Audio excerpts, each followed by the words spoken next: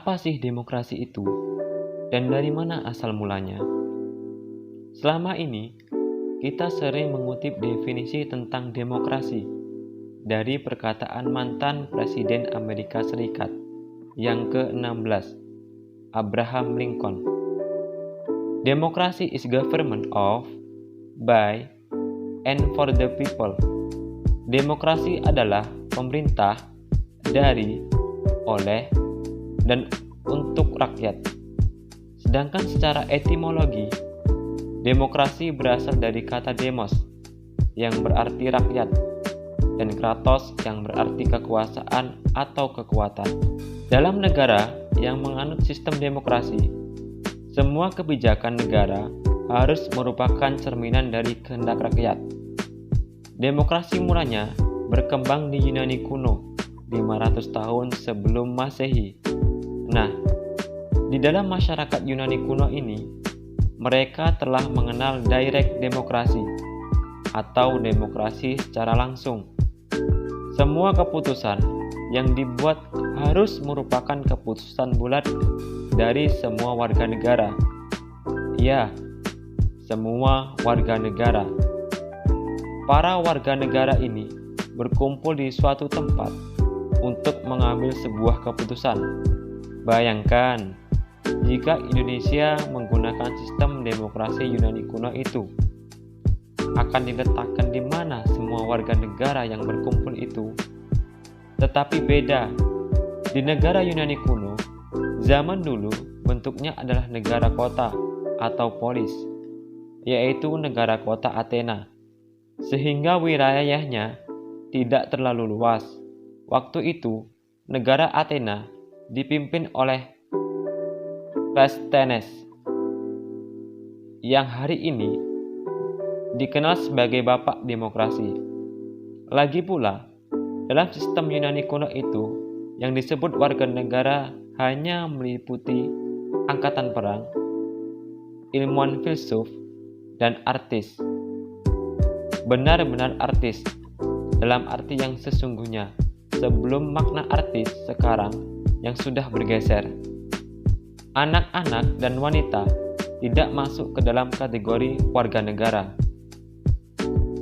Seiring perkembangan zaman, sistem demokrasi langsung dianggap tidak lagi efektif. Maka, dalam para perkembangannya, para pemikir barat seperti Montesquieu mengembangkan sistem demokrasi secara tidak langsung. Menurut Montesquieu, dalam negara demokrasi, kekuasaan harus dibagi menjadi 3 lembaga negara, yaitu lembaga legislatif sebagai pembuat undang-undang, di Indonesia dikenal dengan DPR.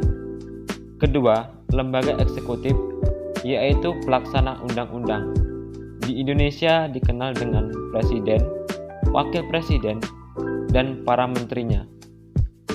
Dan yang ketiga, lembaga yudikatif, yaitu kekuasaan mengadili pelanggaran undang-undang di Indonesia. Diwujudkan dalam Mahkamah Agung, Mahkamah Konstitusi, dan Komisi Yudisial. Konsep pembagian kekuasaan kepada 3 lembaga ini dikenal dengan istilah trias politika. Amerika Serikat dikenal pertama kali menggunakan sistem demokrasi secara tidak langsung. Gagasan demokrasi pada gilirannya menyebar ke seluruh dunia, baik Amerika, Eropa, Asia, dan Afrika. Di Indonesia, bahkan sebelum negara ini lahir, pada tahun 1945, para pejuang kemerdekaan Republik Indonesia banyak yang memang menjadi penganut dan penganjur demokrasi yang kuat. Hingga kini, di Indonesia masih setia menggunakan sistem demokrasi, baik demokrasi secara langsung, direct demokrasi, atau demokrasi secara tidak langsung. Demokrasi secara langsung diwujudkan dalam bentuk pemilihan umum atau pemilu, yaitu rakyat memberikan suaranya secara langsung dalam pemilihan legislatif dan eksekutifnya. Sedangkan untuk demokrasi tidak langsung diterapkan dalam pembagian kekuasaan sebagaimana dijelaskan tadi.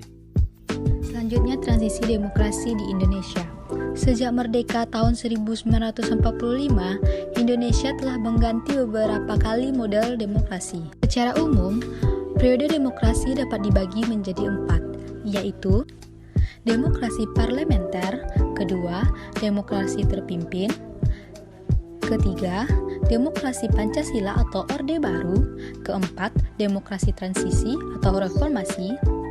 Pembahasan pertama yaitu demokrasi parlementer dari tahun 1945 sampai 1959. Masa ini Indonesia pertama kalinya menganut sistem demokrasi parlementer atau biasa disebut demokrasi liberal. Masa demokrasi liberal membawa dampak yang cukup besar bagi Indonesia karena telah mempengaruhi keadaan, situasi, dan kondisi politik pada saat itu. Masa ini juga merupakan masa kejayaan demokrasi di Indonesia karena hampir semua elemen demokrasi dapat ditemukan dalam perwujudan kehidupan politik di Indonesia. Munculnya sistem parlementer di Indonesia karena jatuhnya kabinet presidensial pertama pada 14 November 1945 yang disebabkan oleh keluarnya maklumat Wakil Presiden nomor 10 1945 pada 16 Oktober 1945. Pembahasan kedua yaitu demokrasi terpimpin dari 1959 sampai 1966. Demokrasi terpimpin dimulai pada saat Presiden Soekarno mengeluarkan dekret presiden pada 5 Juli 1959. Masa demokrasi terpimpin yang dicetuskan oleh Presiden Soekarno, yang mana dianjurkan oleh beliau agar undang-undang yang digunakan untuk menggantikan undang-undang sementara 1950 adalah Undang-Undang Dasar 1945. Namun, usulan itu menimbulkan pro dan kontra di kalangan kuantitatum. Lalu diadakan voting yang diikuti oleh seluruh anggota. Dengan hasil, 269 orang setuju untuk kembali ke Undang-Undang Dasar 1945 dan 119 orang tidak setuju untuk kembali ke Undang-Undang Dasar 1945. Bertolaknya pilihan tersebut, Presiden Soekarno mengeluarkan dekret yang mana disebut Dekret Presiden 5 Juli 1959. Masa demokrasi terpimpin dalam banyak aspek telah menyimpang dari demokrasi konstitusional dan lebih menampilkan beberapa aspek dari demokrasi rakyat. Masa ini ditandai dengan dominasi presiden, terbatasnya peran partai politik dan berkembang pengaruh komunis, serta peran ABRI sebagai unsur sosial politik semakin meluas. Pembahasan ketiga yaitu demokrasi Pancasila atau Orde Baru tahun 1966 sampai 1998. Demokrasi Pancasila merupakan demokrasi konstitusional dengan mekanisme kedaulatan rakyat dalam penyelenggaraan negara dan penyelenggaraan pemerintahan berdasarkan konstitusi, yaitu Undang-Undang Dasar 1945.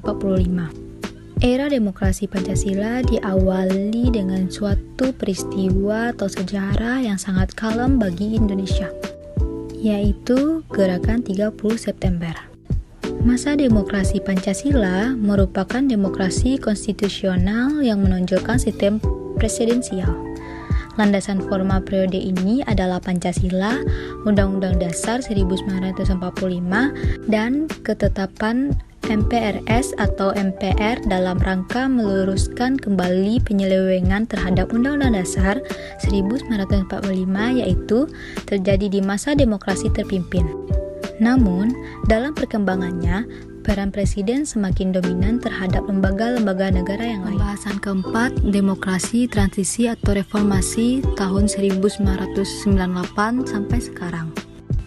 Era reformasi diawali dengan turunnya Soeharto karena demonstrasi massa yang dimotori mahasiswa pada tahun 1998. Era reformasi berakar pada kekuatan multipartai yang berusaha mengembalikan perimbangan kekuatan antara lembaga negara, yaitu eksekutif, legislatif, dan yudikatif. Pada masa ini, peran partai politik kembali menonjol, sehingga iklim demokrasi memperoleh nafas baru. Jika esensi demokrasi adalah di tangan rakyat, maka demokrasi tatkala pemilu memang demikian. Namun, pada pelaksanaannya, setelah pemilu, kebijakan tidak mendasar kepada rakyat, melainkan lebih ke arah pembagian kekuasaan. Dengan kata lain, model demokrasi di era reformasi dewasa ini kurang mendasar bagi keadilan sosial bagi seluruh rakyat Indonesia. Karakteristik demokrasi transisi saat reformasi. Yang pertama, parlemen terdiri dari banyak partai yang mana menggunakan sistem multipartai. Yang kedua, pemilu lebih demokratis, yang mana pemilihan langsung dilakukan untuk presiden dan kepala dewan. Kemudian dibagi menjadi DPR dan DPD. Yang ketiga, kebebasan pers lebih baik. Sebagian hak dasar terjamin, yang mana bebas berpendapat. Yang keempat, dibentuknya komisi independen, seperti KPK.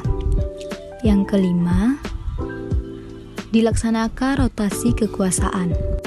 Saat ini Indonesia menggunakan sistem desentralisasi kekuasaan yang mana otonomi daerah. Sekian video dari kami, semoga bermanfaat. Terima kasih.